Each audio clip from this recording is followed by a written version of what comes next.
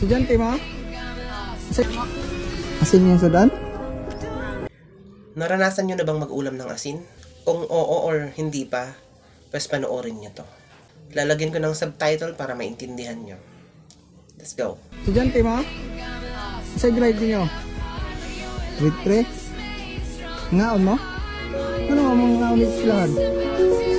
Ano maulaman mo? Asin yung sudan?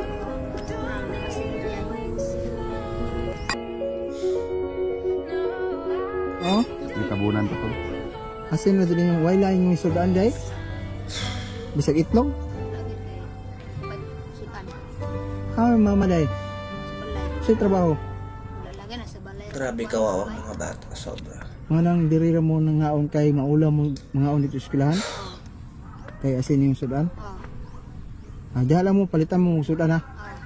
Sige, kadali. Pabuta mi ha? Palitan na mo yung sudan. Tayo ninyo dapit? Dito na, bahaan. Bahaan? Oo. Tampod. Timingan na mo ba? Wa may nagtuo nga magka-agimig estudyante nga pareha ninyo. Manang kanang kwarta na pakapin sa kuan nagtag 100 man na sa mga lapis.